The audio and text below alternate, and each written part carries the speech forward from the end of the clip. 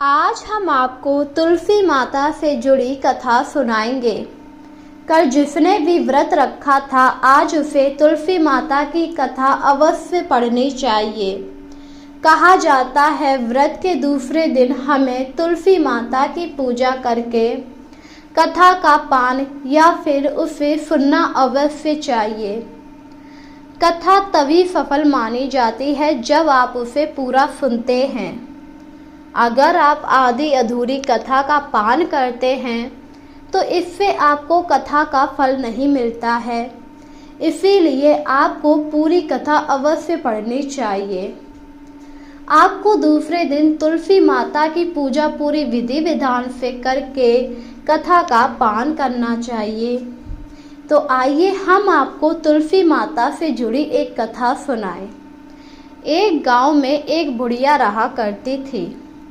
वह नियमित रूप से तुलसी माता की पूजा करती।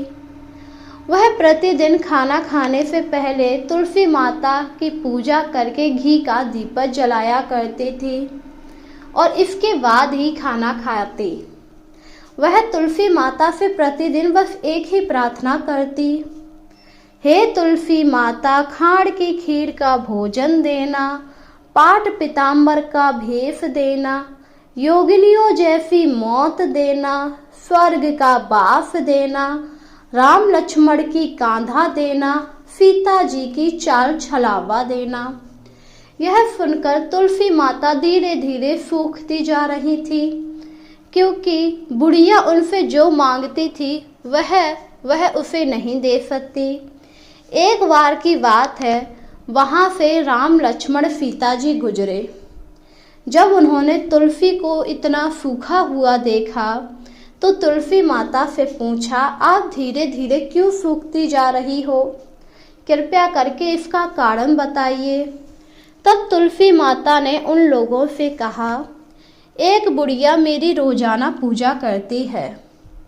वह मुझे खाने के लिए लड्डू मांगती है, खेलने को भाई मांगती है, खाड़ खीर का भोजन मांगती है, पाट पीताम्बर का भेष मांगती है और आपकी कांधा मांगती है। इसी के साथ सीता जी का चार छलावा मांगती है, स्वर्ग का वास मांगती है और योगिनियों की मौत मांगती है। बाकी सब तो मैं उसको दे भी दूंगी, पर आपकी कांधा कहाँ से दूंगी और सीता जी की चार छलावा कहाँ से दूंगी? इसीलिए मैं धीरे धीरे सूख रही हूँ। यह सुनकर राम जी ने तुलसी माता से कहा, आप फिर से हरे भरे हो जाइए, सब कुछ हो जाएगा, आप सब कुछ हम पर छोड़ दीजिए। यह सुनकर तुलसी माता काफी ज्यादा खुश हुई। वही बुढ़िया रोजाना इसी प्रकार तुलसी माता की पूजा किया करती थी। हे तुलसी माता, खाड़ खीर का भोजन देना, पाट पीताम्बर भेष देना, योगिनियों जैसी मौत देना, स्वर्गवास देना, राम लक्ष्मण की कांधा देना, सीता जी की चाल छलावा देना। धीरे धीरे समय गुजर रहा था। समय के साथ वह मृत्यु को प्राप्त हो गई। बुढ़िया के मर जाने के बाद वहां पर लोग इकट्ठा हो गए और उसको शमशान ले जाने के लिए तैयार करने लगे। जब उसे उठाने की बारी आई तो बुढ़िया बहुत ज्यादा भारी हो गई, जिससे लोग उसे उठा भी नहीं पा रहे थे। यह सब देखकर लोग काफी ज्यादा हैरान हुए कि आखिर बुढ़िया इतनी भारी कैसे हो गई। वह तो हमेशा देव दर्शन किया करती थी। आखिर किसने इस बुढ़िया के ऊपर जादू टोना कर दिया है जिस वजह से बुढ़िया इतनी भारी हो गई? तभी वहां पर राम लक्ष्मण और सीता जी आ गए। सीता जी ने चाल छलावा किया, राम लक्ष्मण ने कांधा दिया, जिससे बुढ़िया उठ गई और संध्या बैकुंठ धाम को पहुंच गई। इस प्रकार जो भी तुलसी माता की पूजा करता है, तुलसी माता उसकी सभी मनोकामनाओं को पूरा कर देती हैं। इसी के साथ एक ब्राह्मण रहता था। वह प्रतिदिन मंदिर जाता, वह प्रतिदिन तुलसी माता की पूजा किया करता। वह तुलसी माता से प्रतिदिन प्रार्थना करता, हे तुलसी महारानी, मेरा आनंद करना। तुलसी माता ने सोचा, यह ब्राह्मण तो बहुत ही सीधा और गरीब है, और प्रतिदिन मेरी पूजा करना आता है। मैं इसके लिए कुछ ना कुछ करना चाहती हूँ। तो तुलसी महारानी एक कन्या का रूप बनाकर बैठ गई और उस ब्राह्मण से बोली, हे ब्राह्मण देव, मैं तेरे घर आना चाहती हूँ। ब्राह्मण ने सोचा कि मेरे तो पहले से ही 6 लड़कियां हैं, अब मैं 7वीं बच्ची का कैसे पालन पोषण कर पाऊंगा, कैसे उन लड़कियों की शादी करा पाऊंगा। मेरे पास तो कुछ है भी नहीं। वह अभी ये सब सोचकर बहुत ज़्यादा परेशान हो ही रहा था। उसको अब ना खाना अच्छा लगता और वह घर आ गया। घर आने के बाद वह परेशान रहने लगा, खाना पीना का त्याग कर दिया। ये सब देखकर उसकी पत्नी काफ़ी हैरान हुई कि आखिर ब्राह्मण को ऐसा क्या हो गया जो उन्होंने खाना पीना छोड़ दिया। इस पर उसकी पत्नी ने कहा, आजकल आप बहुत दुखी रहते हैं। इस पर ब्राह्मण बोला, मैं मंदिर जाता हूँ तो वहाँ पर एक सुंदर सी मुझे बच्ची मिलती है और कहती है कि वह मेरे घर आना चाहती है। अब तुम ही बताओ, मेरे तो पहले से ही 6 बेटियाँ हैं, मैं एक का पालन पोषण और कैसे कर पाऊंगा। तब उसकी पत्नी बोली, इसमें परेशान होने की कोई बात नहीं है, अगर वो कन्या आ रही है तो आने दो। ब्राह्मण बोला कि पहले से ही हमारे 6 बेटियां हैं, उनकी भी तो शादी करवानी है। इस पर ब्राह्मणी बोली कि अरे ये तो कोई बात नहीं, हम अपनी 6 लड़कियों की शादी करवाएंगे, वैसे ही 7वीं भी करवा देंगे।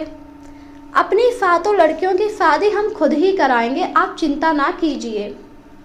यह सुनकर ब्राह्मण ने कुछ नहीं कहा।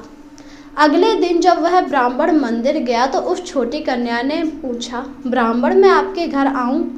तो ब्राह्मण बोला, हाँ हाँ चलो कन्या, मैं तुम्हें अपने घर पर लेकर चलता हूँ। यह सुनकर वह कन्या काफ़ी ज़्यादा खुश हो गई और ब्राह्मण उसे अपने घर पर ले आया। तुलसी माता के कन्या के रूप को ब्राह्मण के घर आने से बहुत ही आनंद हुआ। घर में लक्ष्मी की बारिश होने लगी। जब ब्राह्मण 7 कन्याओं की शादी का वर ढूंढने जाने लगे तो उस छोटी कन्या ने कहा, मेरे तो शालिग्राम जी के मंदिर में जाकर शालिग्राम जी से बोलना कि बारात लेकर आए और मेरी 6 बहनों की तुम्हारी इच्छा अनुसार वर ढूंढ लेना। तुलसी महारानी की मेहरबानी से उन सब पर जेवर, कपड़ा, खाना सब कुछ तैयार हो गया। अच्छी धूमधाम से 6 बहनों की शादी हो गई और शालिग्राम उनके घर पर बारात लेकर आए, जिसे देखकर ब्राह्मण और उसकी पत्नी काफ़ी ज़्यादा हैरान हुई। तब उन्हें आभास हुआ कि ये कन्या कोई और नहीं बल्कि तुलसी स्वयं थी। तुलसी माता को अपनी बेटी के रूप में पाकर ब्राह्मण तो धन्य हो गया था।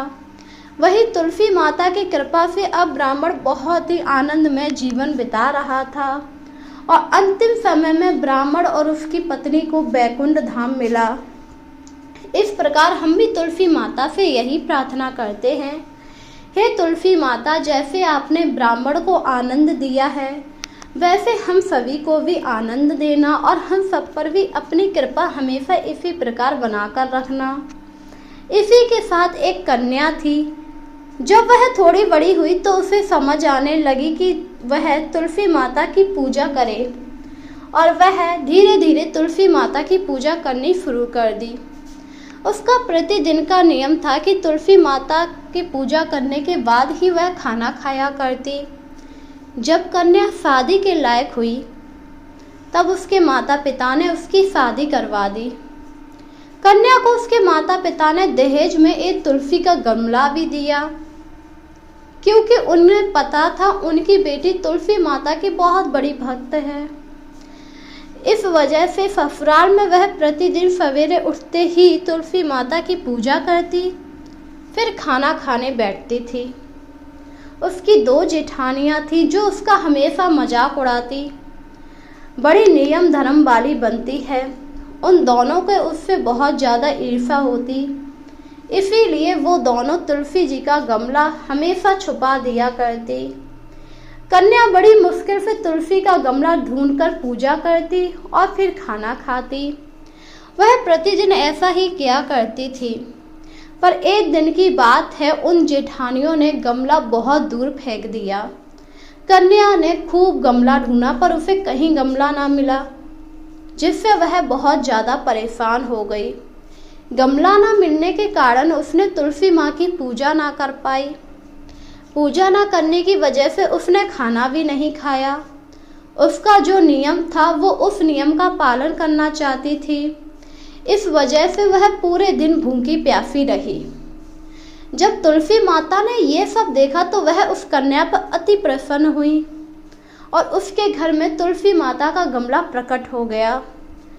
अगली सुबह जब वह उठी तो काफ़ी ज़्यादा खुश थी, क्योंकि घर के चारों कोनों में तुलसी माता के गमला आ गए थे।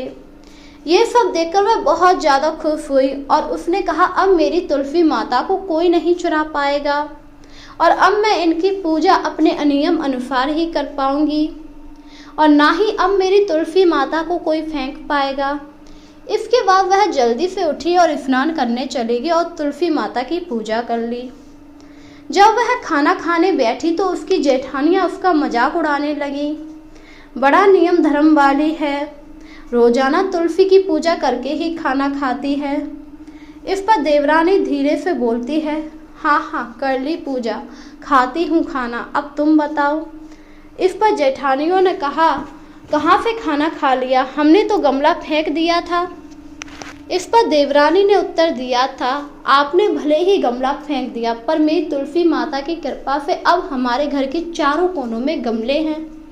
यह सब देखकर उसकी जेठानियाँ काफ़ी ज़्यादा हैरान हुईं और उन्हें समझ में आया कि देवरानी की भक्ति की शक्ति क्या है। उस दिन से उसकी जेठानियाँ भी तुलसी माता की पूजा करने लगीं और उन्होंने अपनी देवरानी से माफ़ी भी मांगी कि हमें माफ़ कर दीजिए, जिस पर उस कन्या ने अपनी दोनों जेठानियों को माफ़ कर दिया और अब वह सभी तुलसी माता की पूजा किया करती थी। उन लोगों की भक्ति देखकर तुलसी माता उन पर अति प्रसन्न थी और उनका जीवन आनंदमय कर दिया था। इस प्रकार जो भी तुलसी माता की पूजा नियम अनुसार करता है उस पर तुलसी माता की कृपा हमेशा बनी रहती है। इसी के साथ आपको बरूथनी एकादशी के दूसरे दिन तुलसी माता की पूजा करके व्रत तोड़ना चाहिए और फिर ब्राह्मणों को भोजन कराना चाहिए। अगर आप इस प्रकार व्रत का उद्यापन करते हैं तो विष्णु भगवान आपकी सभी मनोकामनाओं को पूरा कर देते हैं। विष्णु भगवान के भोग में आपको तुलसी दल अवश्य चढ़ाना चाहिए, क्योंकि विष्णु भगवान को तुलसी अति प्रिय है। तो बोलिए जय तुलसी माता रानी।